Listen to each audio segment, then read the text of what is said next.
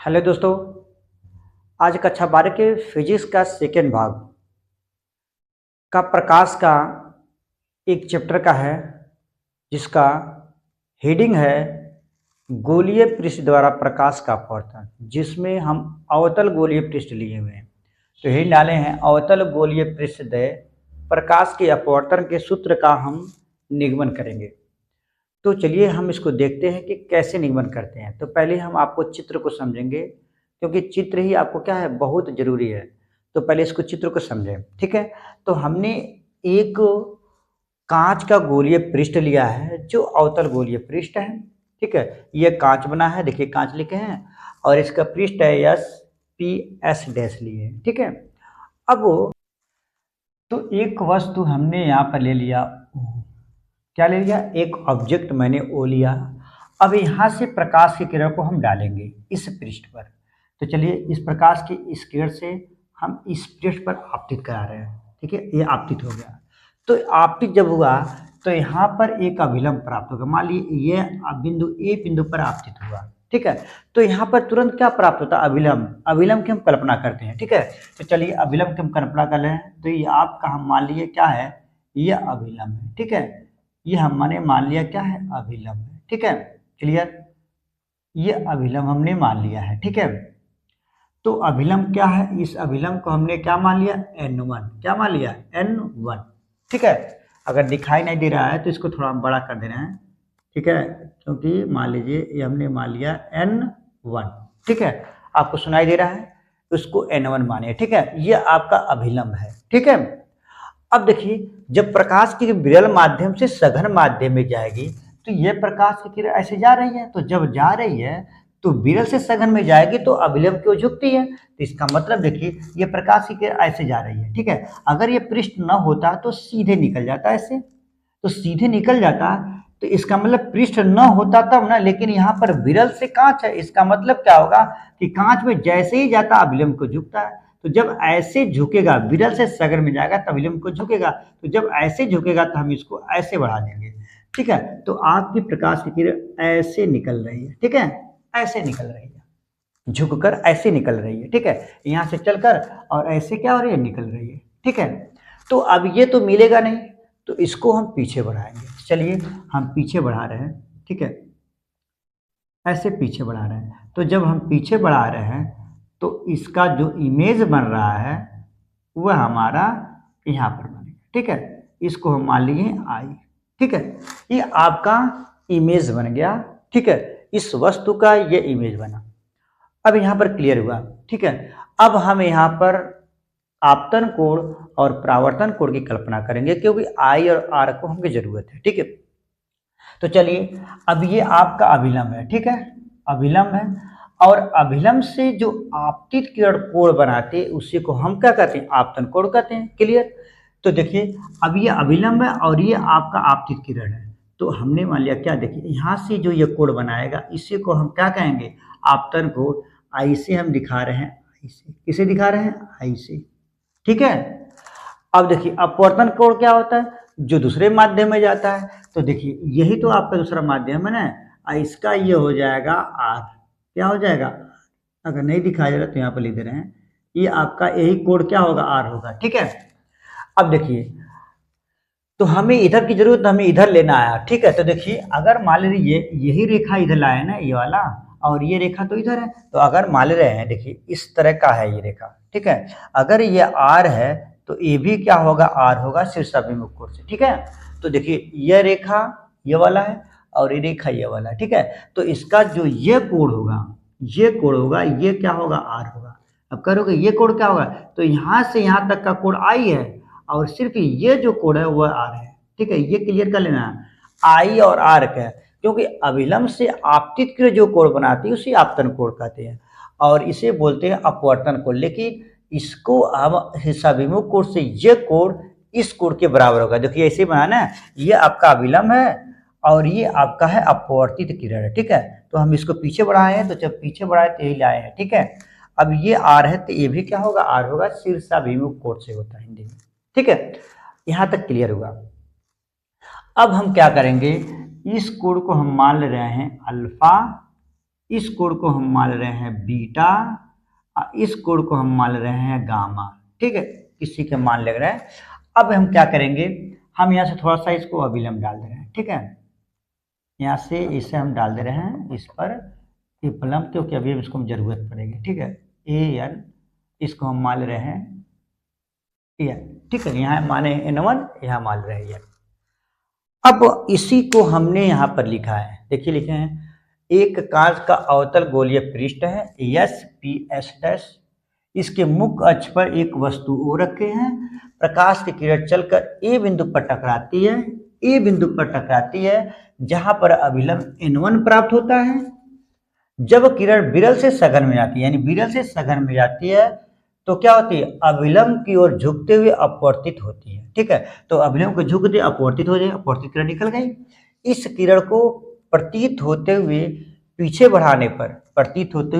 बढ़ाने पर आई प्राप्त होता है, यानी प्रतिबिंब आई प्राप्त होता है। ठीक है, यहां तक क्लियर हो गया। अब इसमें अल्फा बीटा गामा को हमने मान लिया है, यानी ऑब्जेक्ट ओ से अल्फा कोण बना रहा है, प्रतिबिंब से बीटा कोण बना रहा है, और वक्रता केंद्र से गामा कोण बना रहा है। ठीक है, इसकी मुझे जरूरत है। अब देखिए क्या है, अब हम करेंगे क्या, देखिए इसमें हमको थोड़ा आपको एक संकेत दे रहे हैं, इसको थोड़ा सा ध्यान से दीजिएगा। देखिए संकेत में क्या है कि हमें किस किस चीज की जरूरत पड़ेगी तब ये सूत्र का निबंध होगा। तो देखिए पहले हम इसमें क्या करेंगे, पहले हम क्या करेंगे, एक बार हमें आई कोण की गणना करेंगे, एक बार आर कोण की। यहाँ से ध्यान रखना, क्योंकि आई आर की गणना करेंगे और स्नेल के नियम में ये रख देते हैं, और उसके बाद हमारा सूत्र का प्रूफ हो जाता है। ठीक है, तो पहले एक हम क्या करेंगे, देखो ध्यान से, पहला स्टेप क्या होता है हमारा, पहले हम आई की गणना करते हैं, यानी आई का मान निकालते हैं किसी तरह, उसके बाद आर का मान निकालते हैं, और इसी के मान को हम स्नेल के नियम में रख देते हैं। ठीक है, दो स्टेप हुआ। और तीसरा स्टेप होता है अल्फा बीटा गामा से हम इसका मान ज्ञात कर लेते हैं, दूरी को। ठीक है, तो देखिए पहले आई और आर का मान निकलेंगे। तो पहले हम जानेंगे क्या, ये आपका एक विरल माध्यम है, सघन माध्यम है। तो जब विरल से सघन में जाता है तो स्नेल का नियम लगाते हैं। तो हम लिख रहे हैं स्नेल के नियम से, क्या लिखेंगे, स्नेल के नियम से, स्नेल के नियम से क्या होता है, साइन आई बटे साइन आर बराबर क्या होता है, यन होता है। यही होता है ना। अगर हम मान रहे हैं कि यह जो पृष्ठ है बहुत पतला है, पृष्ठ क्या है, ये कांच का पृष्ठ बहुत पतला है, तो त्रिकोणमितीय अनुपात हट जाता है। ठीक है, तो हम मान रहे हैं कि जो पृष्ठ है, कांच का जो पृष्ठ है पतला है, क्या है, पतला है। तो जब पतला होता है ना तो त्रिकोणमितीय अनुपात हट जाता है। तो हमारा बचा क्या, आई बटे आर बराबर यन। यहाँ से तिर्यक गुणा कर दे रहे हैं, तो देखो तिर्यक जब गुणा करेंगे तो आई बराबर होता है यन इंटू आर। ठीक है, ये आपका यन है, इसको हम मान रहे हैं समीकरण नंबर 1। ठीक है, अब यहाँ से आई आर का मान ज्ञात करेंगे। ठीक है, अब देखिए आई आर का मान ज्ञात ही, बहुत ध्यान से देखना। देखिए आई आपका ये है जो ये पूरा कोण बना रहा है, ऐसे पूरा कोण बना रहा है। तो अगर हम इस गामा कोण को लें तभी हो पाएगा।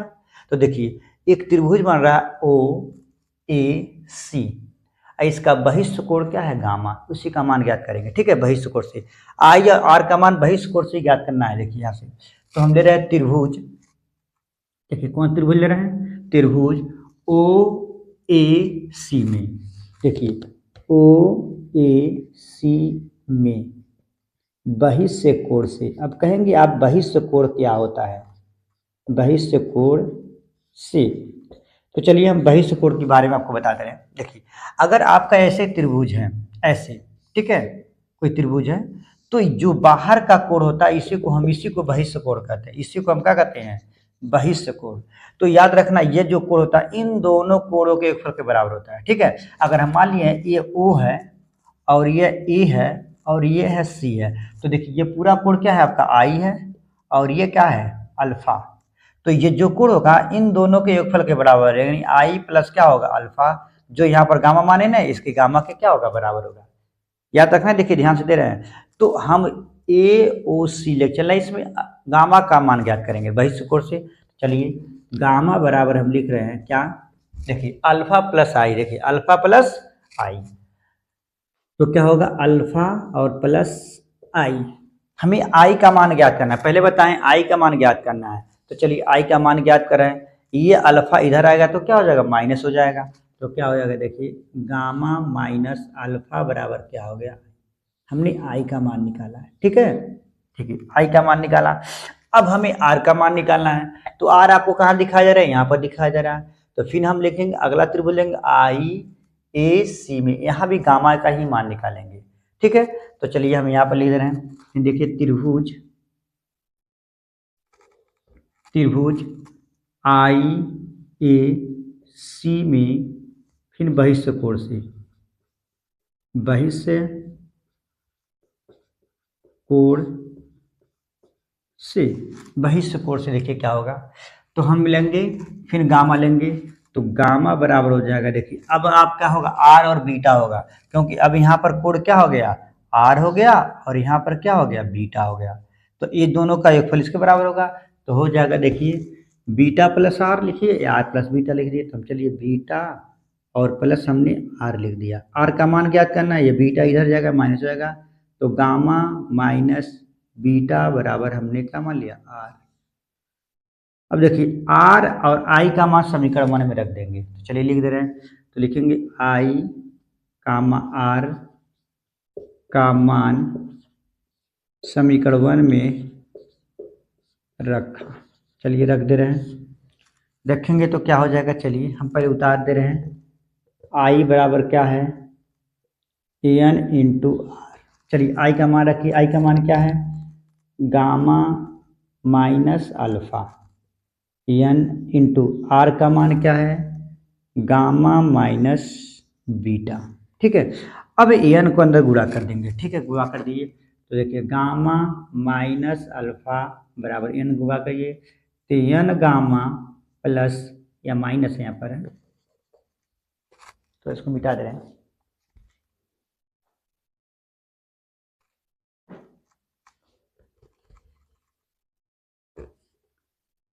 Minus N beta. ठीक है, अब देखिए ध्यान से देखिए क्या होगा, अब यहाँ से क्या करेंगे, हम गामा को इधर ला देंगे और इसको हम इधर ले जा देंगे, तो जब ये माइनस इधर जाएगा तो क्या हो जाएगा, प्लस हो जाएगा। ठीक है, ध्यान से देखिएगा, तो जब हो जाएगा इधर तो एन बीटा, ठीक है, और माइनस अल्फा तो इधर बचा ही है, गामा को इधर ला रहे हैं ना, तो गामा जब प्लस इधर आएगा तो क्या हो जाएगा, माइनस, तो हो जाएगा एन गामा और माइनस गामा, यहाँ से हम गामा कॉमन लेंगे, तो हो जाएगा एन बीटा माइनस अल्फा बराबर हो जाएगा, गामा कॉमन लेंगे तो बचाएगा एन माइनस 1। अब इसको समीकरण नंबर हम क्या कर दिए, 2। अब अल्फा बीटा गामा का मान निकालेंगे, चलिए अल्फा बीटा गामा का हम मान निकाल रहे हैं, तो देखिए अब अल्फा बीटा गामा का मान निकाल रहे हैं, ध्यान दीजिएगा। ठीक है, अल्फा बीटा गामा का मान निकाल रहे हैं,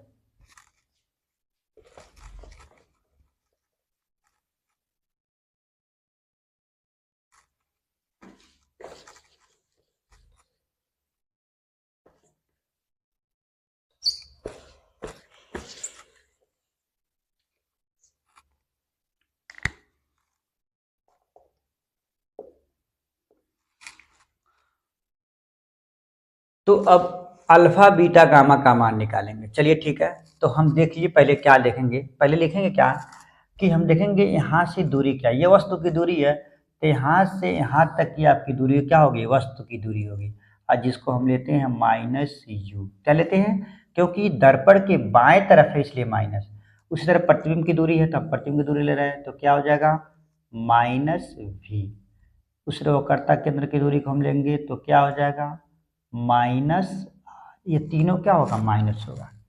ठीक है, याद रखना है, ठीक है।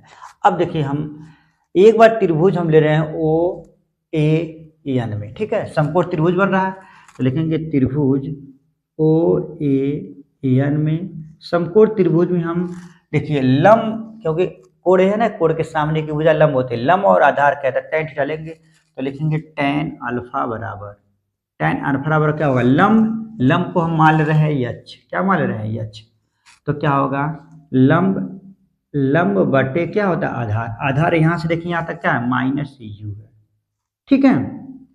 अगर हम मान रहे हैं कि पहले बताएं कि पृष्ठ पतला है, तो जब पृष्ठ पर त्रिकोणमितीय अनुपात हो जाता है तो यहाँ से हो जाएगा अल्फा बराबर हो जाएगा एच बटे माइनस यू। इसी प्रकार हम बीटा गामा का मान निकालेंगे, देखिए इसी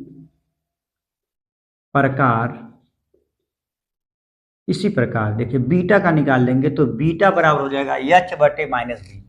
क्या हो जाएगा एच बटे माइनस बी। देखिए ये क्लियर न करके अब मान लीजिएगा ये माइनस है, ठीक है। उस तरह गामा का मान निकाल दिए हो जाएगा एच बटे माइनस आर, ठीक है। अब अल्फा बीटा गामा का मान समीकरण 2 में रख दे रहे हैं, चलिए लिख दे रहे हैं अल्फा बीटा गामा का मान समीकरण 2 में रखा। देखिए अगर ध्यान से देखेंगे तो क्लियर आपको समझ में आएगा, ठीक है। तो चलिए अब हम मान रख दे रहे हैं, तो चलिए पहले तो सूत्र बता दे रहे हैं एन बीटा माइनस अल्फा बराबर हो जाएगा गामा एन माइनस वन। पहले समीकरण उतार दिए, अब हम मान रखेंगे। देखिए बीटा का मान यहाँ से है, तो चलिए रख दे रहे हैं एन बीटा का मान रखिए तो क्या हो जाएगा एच बटे माइनस बी, माइनस अल्फा का मान देखिए यहाँ पर है तो हो जाएगा एच बटे माइनस यू, गामा का मान यहाँ पर है तो हो जाएगा एच बटे माइनस आर, पोस्ट में एन माइनस वाई, ठीक है। यहाँ तक क्लियर हुआ। अब हम क्या कर रहे हैं, अब हम माइनस कामन ले रहे हैं और एच कामन लेंगे। कामन ले रहे हैं तो चलिए कामन ले रहे हैं, तो हम ले रहे हैं यहाँ से माइनस कामन लिए और एच कामन लिए। यहाँ पर हमने लिख रहे हैं, देखिए हम यहाँ थोड़ा सा इधर लिख रहे हैं माइनस हमने एच कामन ले लिया। चलिए यहाँ से माइनस निकला एच निकला, तो माइनस निकला और एच निकला, तो माइनस कामन लिए हैं, यहाँ से एच निकल गया तो बचा क्या एन और वी बचा, एन बटे वी। यहाँ से ये माइनस निकला एच निकला तो यहाँ 1 बचा, तो माइनस 1 बटे यू, ठीक है। अब इधर देखिए यहाँ पर माइनस एच बटे आर भी लिख सकते हैं, क्योंकि इस माइनस को ऊपर भी लिख सकते हैं, कोई दिक्कत नहीं है। और कोष्ट में एन माइनस वन, ठीक है। देखिए माइनस से माइनस कैंसिल, एच से एच कैंसिल, तो आपका फार्मूला क्या बन गया देखिए एन बटे वी माइनस 1 बटे यू बराबर एन माइनस वन, और इसको यहाँ भी लिख सकते हैं बटे आर। तो ये आपका हो गया प्रकाश के गोलीय पृष्ठ के अपवर्तन का फार्मूला, गोलीय पृष्ठ के अपवर्तन का फार्मूला हो गया एन बटे वी माइनस 1 बटे यू बराबर एन माइनस 1 बटे आर, ठीक है। ये आपका सूत्र का नहीं बनेगा, तो इसका स्क्रीनशॉट ले लीजिए और आपको अच्छी तरीके से समझिए, बार बार वीडियो को देख करके भी समझ सकते हैं। आज के लिए थैंक और धन्यवाद।